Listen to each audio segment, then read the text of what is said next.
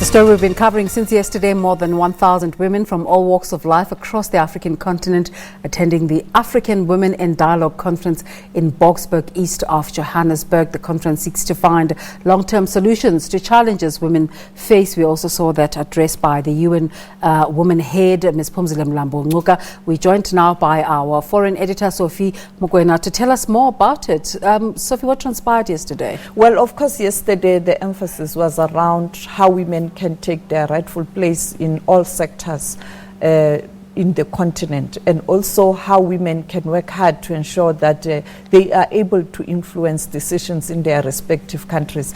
But today, in the afternoon, of interest is a panel that is going to talk about the issues of leadership and also the power as agents of change. That's what women can be. And among them, we have one woman who contested the elections in Somalia as a presidential candidate in 2014. She is going to share her experiences and perhaps talk about what needs to be done to ensure that women on the continent are able to contest these powerful positions. As we know that currently we don't have a single elected woman president on the continent. We do have a woman president in Ethiopia, but it's more ceremonial. Therefore, the question is, you cannot influence decisions or influence policies if you're not at the table. If you are not at the table. And unfortunately, we have regressed a lot as a continent, but also as South Africa, we have indeed regressed. We are aware that we once had a deputy president, a woman, and Balega Mbete, but today, zero. In fact, there was a joke over social media over the weekend that Angie Motshekga was in power for 3 days, and already we had rain and we had the Springbok victory. So any chances for Angie Motshekga? Not at all right now. As you know, that it depends on the party itself, and the party has decided that the person who's the deputy president of the party, that is the natural successor, is the natural we deputy digress. President. Let's go back to our conversation. Which other exciting women? I see that a 22-year-old engineering student from Somalia, is it Ala Salah? She's here.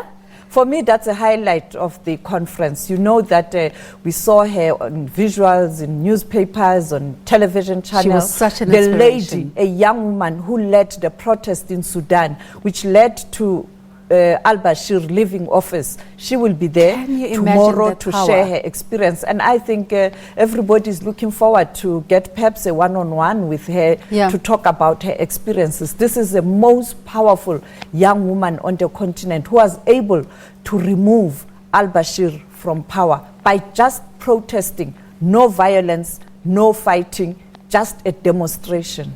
So Mrs. Zanele said something yesterday in her address that I thought was just so, had so much depth about how since the Beijing Declaration, equality is still a conversation. It's not something that is done in society as a matter of course. It is a problem, particularly as we approach the anniversary of Beijing conference.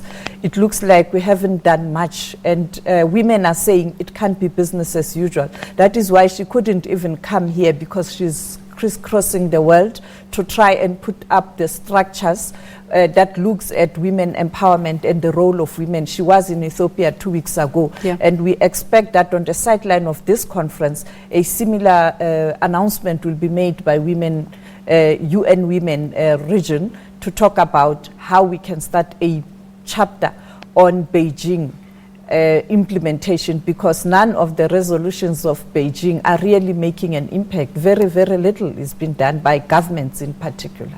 Sophie, from your experience, what is holding back women? I think it's women themselves. Women themselves. We are worst enemies of ourselves because we are scared to challenge these positions. If a woman does challenge a position, we are not supporting her. When you look at the population on the continent, around the world, in respective countries, women forms a huge chunk of the population. They are in the majority. So if every woman can vote for a woman can be a president or can occupy any senior position. But unfortunately, we tend to support men. We vote for men candidates. We even nominate male candidates. We support male candidates. Yeah. Quite a big conversation, I suppose. Yes, and I think it's time for women to really reflect on these challenges and look at whether are we doing enough to take our rightful place. And I want to emphasize, if we don't do it ourselves, no one will do it for us. Quite an interesting aspect of the African Women in Dialogue is that the convener, the foremost person in it, Ms. Zanele Mbeki, prefers not to speak, prefers not to be visible in the sterling work that she's doing. Why is that? You know, since when President Mbeki was the president and she was the first lady, that's how she has operated. Most of the time in the background, pushing, supporting. Yeah. She was also a pillar to many women ministers during Mbeki's cabinet, but you wouldn't see her talking. Doesn't she feel like that is sometimes pushing back her sterling efforts? Because she's doing such amazing work with this project, but sometimes people want to see her taking charge from the front.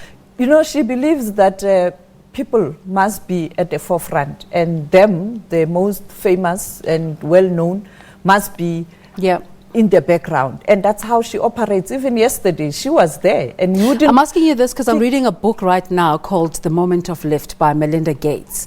And she says that for many years after she started her foundation, she chose to be in the background. And she couldn't understand why they were not making headway. And she got advice from someone to say, people need to see you taking charge in this. And she says there was such a game changer.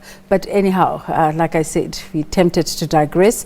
But what can we see coming out of this? I think one issue that they have to finalize is how are they going to set up a fund that will assist women on the continent who wants to challenge the senior positions, particularly in countries where you have elections, because you need a lot of resources for you to be able to contest the presidential position. And therefore, they are intending to set up a fund that will assist women who are willing to avail themselves for being presidential candidates during elections in their respective countries. Okay, we're supposed to wrap up our conversation, but just a quick one. If a viewer is watching us now and thinking they'd like to be part of this process, is it open to the public? It is not open to the public. What they did, people did accredit and avail themselves. It's 54 countries represented. These women come quite a from lot of people. Different countries, 1,000 all in all. And it is a huge, huge conference. But you can follow SABC. You will get and update also this afternoon. Engage online as well, I suppose. Yes. Sophie, thank you so much for coming through to talk to us about it. Sophie's the foreign editor here at the SABC, giving us insights into the challenges facing African women as they converse at the African Women in Dialogue. Let's take a break.